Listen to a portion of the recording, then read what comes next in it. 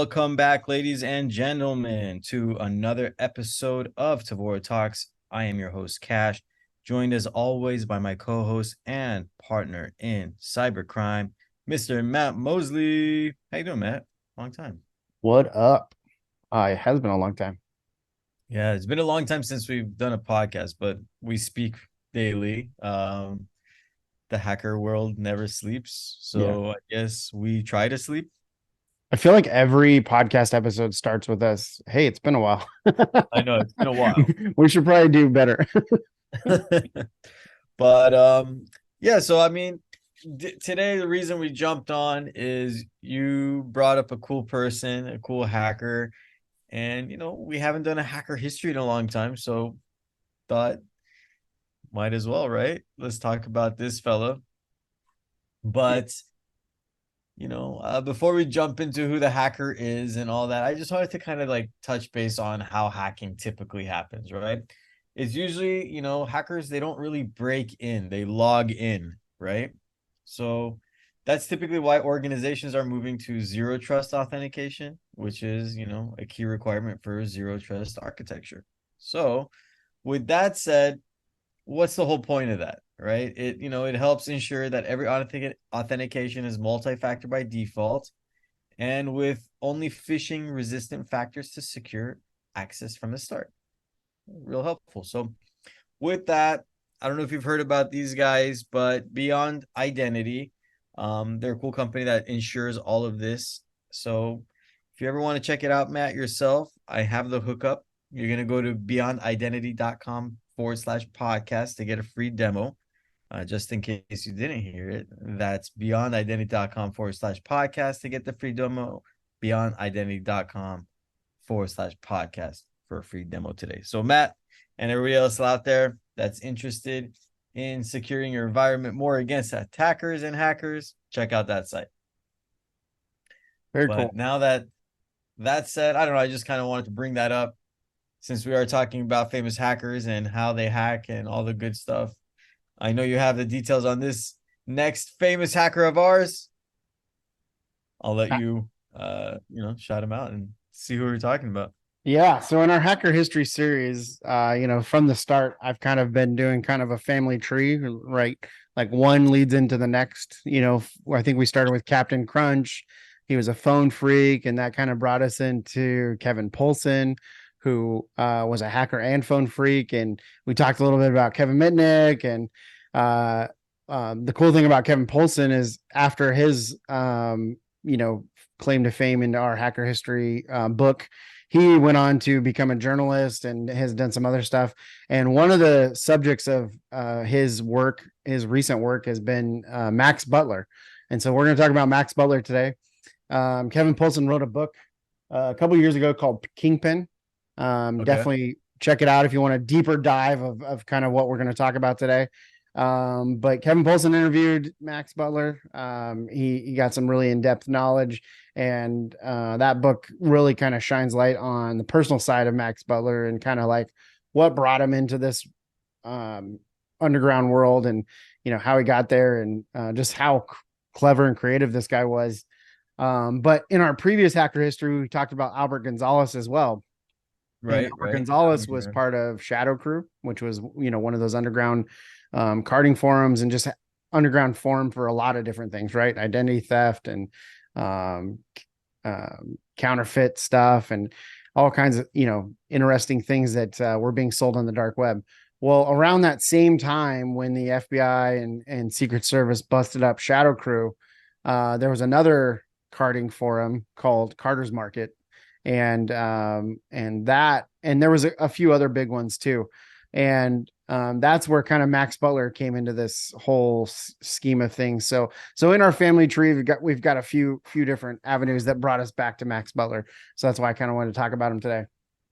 Is Uh, it, remember, what was that? 6 degrees of separation from yeah, Kevin Bacon or something yeah, like yeah. 6 degrees of separation from Kevin Poulsen. Yeah, Kevin Bolson, aka Dark Dante. Yeah, But which again, let's reiterate, is one of the coolest hackers around. So, I um, mean, my thing, I think he has one of the coolest hacker names because it sounds like a Can I say it like an old school porn star name from like the 70s? I don't know. Yeah, I mean, cool name, cool story. The fact that he hacked Kiss FM and won a Porsche is pretty awesome. And then has done some really great articles on the cybersecurity, cyber crime industry. So Yeah. always love watching or listening, reading about him and reading the stuff that he was putting out there. So Kevin Poulsen wrote a book called Kingpin about Max Butler. Max Butler, aka Iceman or Max Vision, was Iceman, isn't that from what's it called? That Top movie, Gun. Top Gun. Yeah, yeah, yeah, Yeah, yeah. yeah. So he was like a notorious hacker in the early 2000s. He became very known in the underground credit card fraud communities, right? Carding Okay. forums and all that good stuff. But let's go back a little bit into kind of his history. So he always kind of had a hacker mindset, right? So born in 1973, just outside Boise, Idaho. Always was interested in computers. So his dad worked for IBM and then eventually started his own computer store. And so luckily for Max, at that time, people didn't have access to computers, but he did. And so just tinkering around, got really interested in, all things related to computers and programming and all that stuff, and started hacking in his teenage years, all the way into college, right? So he went to Boise University, Boise State University, started Mhm. hacking the computers there. Oh, no way. The network admins started kind of watching him as he was doing different things, and he was watching them, and it was kind of his first taste of like that cat and mouse spy versus spy type of thrill. And I think that thrill just never went away for him.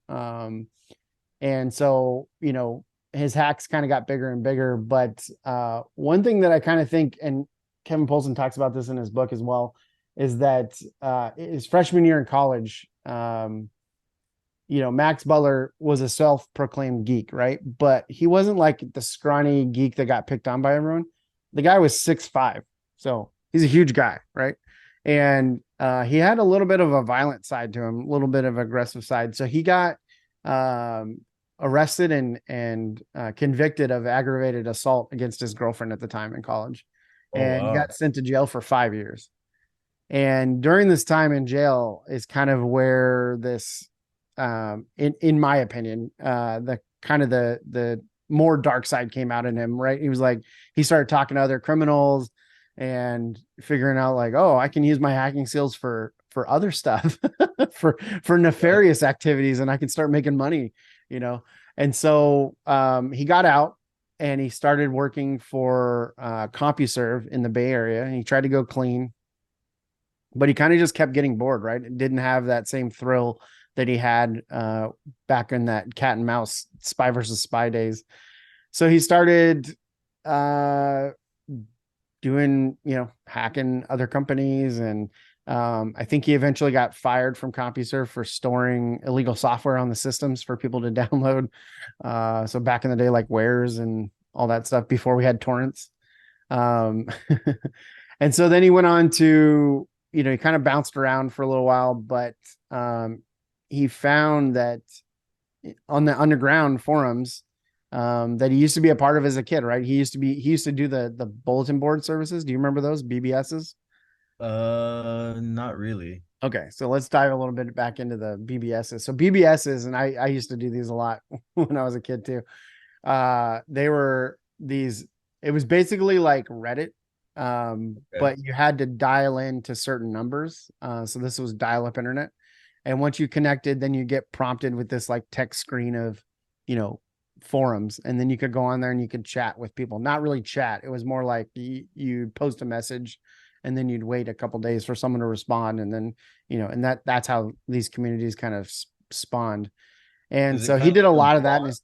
What's situation? that? It sounds like, is it kind of like blog? Like it sounds like a blog kind of vibe. um it like if you ever go to like let's see, Stack Exchange, Uh-huh. right, and you post your problem, like your programming problem, and then someone posts like a solution like a day later, that's kind of what it was, Got it. right? Got it. Got it. Okay. And then there was also these muds, these like I forget what mud stands for, but it's like multi something dungeons, and they were like these like games that you could play online as well with dial up. And so finding these underground forums with these the credit card information, right? These carding forums and stuff like that, that brought him back to kind of his teenage years of communicating with everybody and kind of hanging out in these forums where he got to know people. And then he started seeing all the illegal activities happening, how much money can be made, right? So back in 2007, 2006, when this was all going on, credit cards were being sold for like $45 a piece. So if you could get enough credit cards and sell them, you could be making pretty good money, right? And I think Yeah. back at this time, What? yeah, 45 bucks? What year are you talking about? It's like 2006, 2007. oh yeah, you can do some that's decent amount of change Right. for Because one nowadays, credit what's a card, credit card right? on the dark web? Like $20, maybe half that um, of what it was. Yeah, And not to mention 45 bucks now is like, a few meals at McDonald's. But yeah, like 2 meals at McDonald's now. yeah, too. But yeah, and I mean, you're talking back in 2000, like 2008, like identity theft in America was around like $54 billion, right? And that number hasn't changed a whole lot. I think we're like in the 60 billion range now. But definitely the credit card price per number has gone down dramatically, and that's due to the Secret Service busting these people, and also the fact that there's just so many credit cards out there now. um and so it just kind of drove the price down. But back in the day, this guy was living it up, right? And Yeah, so big time. he Bet. became an admin on one of the carding forums. And one night he decided that he didn't want to be competing with anybody. And so what he did was, in a 48-hour run, he decided to take on um, all his competitors. And what that means is basically in 48 hours, he went and hacked, uh, I think it was like 4 or 5 different competing websites, forums, got into their systems, got their databases, got the conversations, the direct messages, all the different forum topics, the user database, username and password, and imported them into his carding forum, right? Which was Carter's Market. That was the name of it. And then basically emailed every single user and was like, hey, your forum's now shut down. You got to come over to my forum, and this is where everything is. And then he left a note on all the websites for the other forums, saying that they had been shut down, and he destroyed their databases and everything. And Wow. so he kind of became like, and that's kind of where the name came from, the book Kingpin. He became the kingpin of the underground credit card market.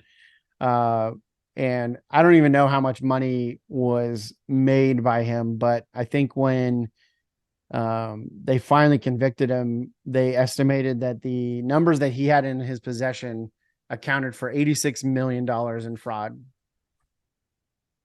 So, Wow. yeah. 86 million? Yeah. Just from him, just the numbers that Damn. he had, that they had identified during the investigation on his machines. And That's so, crazy. yeah, it's pretty It- crazy. Does this is there anywhere written like how many credit cards that, $86 million is? Like, is it 100 I cards couldn't or find that 1,000? information. Yeah, I couldn't find out how many numbers were stolen. But so the story goes is that basically once Shadow Crew was broken up, there was a lot of undercover, FBI and Secret Service agents on these forums, right? And everybody was accusing everybody of being an informant. And Max Butler, who had access to these databases and had access to um, the logs, identified one of the people, which went under the name of Master Splinter, and said that this person was an agent, right? Because the IP address that he had logged into was from the National Center for Digital Forensics Training or something like that. because back then this was still like the early days of investigating cybercrime, so our law enforcement was not up to snuff on like hiding IP addresses and hiding information and stuff like that. So they were still logging in from like government computers that were in these known IP spaces for like Washington D.C. and FBI and Secret Service and stuff like that. So he goes and he tells the community, hey, this guy is an informant, right? But he had cried wolf so many times that nobody even listened to him. and so then basically Master Splinter and his team went into action and was like accusing Max of being an informant, and they had a pretty good marketing campaign, basically driving focus against Max, and nobody suspected Master Splinter of actually being an agent, and he was. so That's so crazy. yeah, it was pretty interesting to hear kind of the story. And again, you have the book Kingpin, and then also there was an episode of American Greed. You ever watch that show? I used to, yeah, for sure. I think it's on CNBC, but there's an episode all about Max Butler and Master Splinter, and they kind of there's an interview with both of them, and they talk about the spy versus spy activity between the two, and kind of how it all went down. But it's pretty interesting. And in that interview, he talks about the day he got busted. So they knew based on talking with like his acquaintances or ex-girlfriend or girlfriend that he had a kill switch ready to go in case law enforcement ever came after him. He'd basically push a button and that would like nuke his machines, right? And so they wanted to catch him but not have him destroy the evidence. So they did it in a way where they were able to get in, and they grabbed a couple of machines, and he's talking about how he had like 4 machines that were encrypted, and basically they were just dead to him, right? Like they're encrypted, military grade encryption. He doesn't have to worry about anything. It's just a brick at this point, right? And he says, and to his surprise, they're pretty good. So they broke the encryption somehow, or they got in somehow to his machines and was able to pull out the evidence that they used against him in his conviction or his trial, I guess. And yeah, it's pretty crazy. And he ended up getting at the time the largest prison sentence ever given to a hacker, which was 13 years. When did he get convicted? In I think it 2007? was 2009. He got Oh, busted so in 2007, but I think I think the trial ended in 2009. so he's out. He did get out. Yeah, he was released April 14th, 2021. So he's out there um I'm sure he's probably trying to go straight, and I don't know where he's at now, but best of luck to him. So Yeah, he's out. I wonder what he's doing now. I If mean, it's like he was a Shawshank pretty Redemption. good white hat hacker, right? Like he was a pen tester before. Now, being in prison for 13 years, I'm sure your skills kind of go down. I haven't hacked in 7 or 8 years, right? I haven't done pen testing for a while, so my skills are down. But so I can only imagine, right? Like you don't have a computer. I still do incident response, so I know the tactics and techniques, but do I actually do those tactics and techniques? Not very often. So, but I still understand how attackers move, and so I wonder what how much information he has. But it has been a couple years now since he's been out, so I'm sure he's caught up. So. So what comes to my mind is, these prison movies where everybody's like, "Oh, I'm not a criminal," and when they go in, he's like, I'm innocent, I'm not a criminal," and then one of the inmates that's been there forever, he's like, "Oh, you're not a criminal yet," Yeah, It's yeah. like, get in here. Well, and that's what I think kind of happened in that early sentence, right? Yeah, Yes, he was a right. criminal in the aggravated assault, but he wasn't. I think sitting there, he kind of realized, the potential of what he can do with his powers, right? With great powers comes great That responsibility. in that first round, he was there only for what did you say, 5 years or something like 5 that? years, yeah. And this second round, they threw him in there for 13 years. And I guarantee you they put him into a more hardcore prison than the first round. Oh, So yeah. Well, so while he was in jail for those 13 years, towards the end of his stint, he actually was accused of running a drug drone smuggling scheme, where he had made connection with someone on the outside Uh-huh. and would coordinate drone drops into the prison, No using a way. cell phone that he had smuggled in, or a phone that was smuggled in for him, where he had internet. So he wasn't completely disconnected.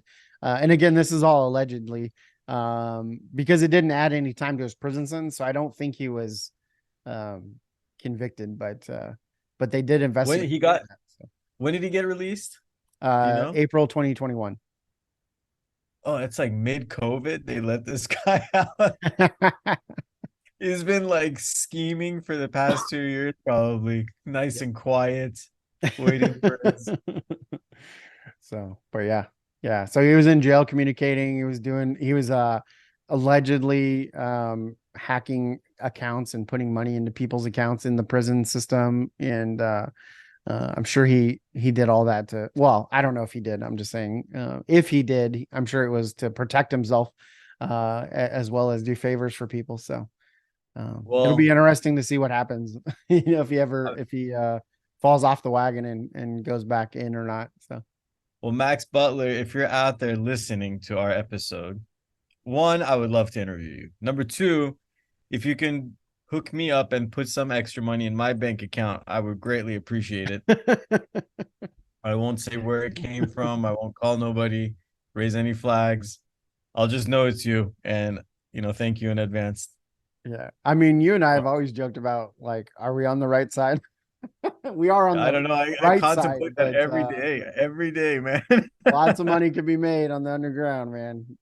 It's yeah, like I was Fortunately, telling you about Shadow Crew, one of those guys that did tax fraud. He basically, like, he was filling out fake tax reports or filings every 6 to 10 minutes, he said, all day for 8 hours, and he was making $160,000 a week you're in kidding. tax fraud from the government, where he'd get these debit cards and they'd be deposited in all these bank accounts. And That's it was a lot wild. of work, but man. And then one guy was like, said it was a full-time job going to ATM machines. He spent 8 hours a day going to ATM machines and pulling out money. Like, what the heck, dude? This Talk about guy, quality problem. he did the full Shawshank Redemption, man. He got out of prison, went to that, tree in the woods, dug up his money, and he's somewhere. He is somewhere sitting on a beach having Mai Tais right now. What is it? San Wat Teo? Oh, San Watanejo. Yeah. I just Great That's movie. the best movie. Great movie. 100%. We should do that. We should get back onto our. We should do hacker movie reviews. Get Jason Peters on here. Let's do it, man. Jason Peters will always make the podcast hype. So But yeah, Max Butler, aka Iceman, Kingpin, or the Kingpin of Carter Underground Carding Forums, and also known as Max Vision, was pretty impressive guy.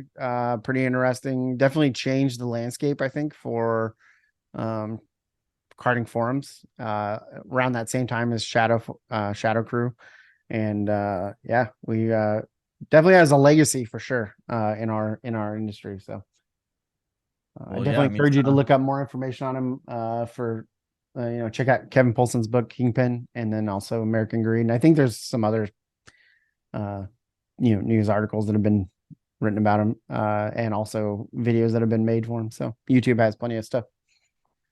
I wonder, do they have like any blockbuster style movies around him, or like anything Not that's he's in not that you yet, watch? but Because you watch supposedly, all the hacker movies. yeah, supposedly Black Hat was based on him, but I saw Black Hat, and I don't think it was. I don't know how it was based on him, but sure.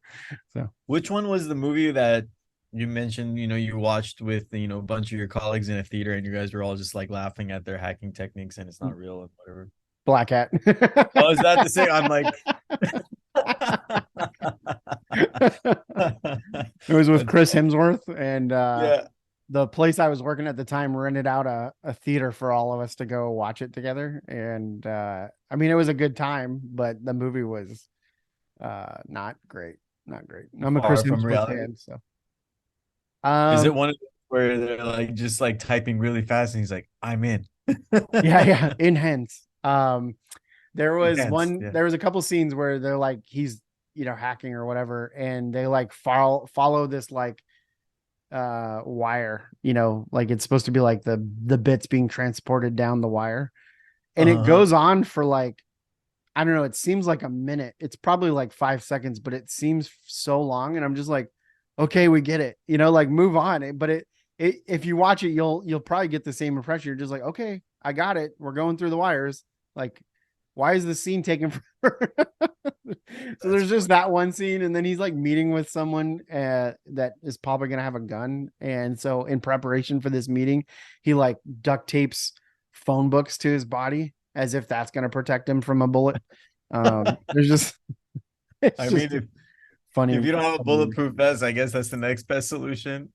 Yeah. I'll be Well, honest, I haven't watched it since I was in the theater for it, and I actually own it just because I like to have all the hacker movies, but I should probably rewatch it. Maybe I'll enjoy it more the second time now that I know what to expect. I think my anticipation was too high for it. So, I think save it. We'll watch it when we go to Black Hat, oh, there you go. right? Black Yep. Hat, Black Hat. We'll watch it, make it a theme, make it a situation. But Yeah, we'll be at yo, Black Hat Max this year, Butler, so keep an eye out for yeah, us. we'll be there. We'll be there. Max Butler, if you're, blending in the Black Hat crowd with your new disguise and you see me and Matt, flag us down, man. Love to chat with you. But for everybody else, check him out. Max Butler, aka Iceman, or aka Max Vision. Um, yeah, pretty cool guy, man. I Yes. And mean, if Kevin Polson, you're listening, anytime you want to interview, um, yeah, Dark would Dante, love to hit meet us you. up, man. Dark Dante, I need to take a picture or chat with you or something. Yeah, Yeah. like a living legend in our books. Ever since I saw Unsolved Mysteries as a kid, and I'm dating myself now, but when they did that episode, dude, like he's always been my favorite. So yeah, if you ever want to do an interview, Mr. Polson, let me know. One of my idols. We'll give you a Tevora Talks t-shirt for joining us on our podcast. Thanks for being awesome. Here's a sticker. Here's a sticker. Our stickers are rad, by the way. So anybody that's listening, if you want to get your hands on some, every time we go to, RSA Black Hat Date, those stickers go extremely fast. And yeah, anybody else listening, if you ever find a way, figure out how to get a hold of me and Matt, send us a message. We'd love to send you some fun hacker-esque swag, as Matt likes to call it. Yep. And yeah. You But know why I call it that, right? Well, everybody calls it that, but in my mind, it stands for shit we all get. I mean, that makes more sense now. I've heard you say it for 4 years. That's the first time I've heard it explanation. My mind's blown. But right on. Okay, cool. Well, thanks for enlightening us, Mr. Mosley, on Max Butler. Everyone stay tuned. Again, we will be at Black Hat. Black Hat's right around the corner, just a month away. If you do see us on the floor, flag us down, say hi. Maybe we'll chat with you. And who knows? We'll maybe be walking around the floor, doing some recordings.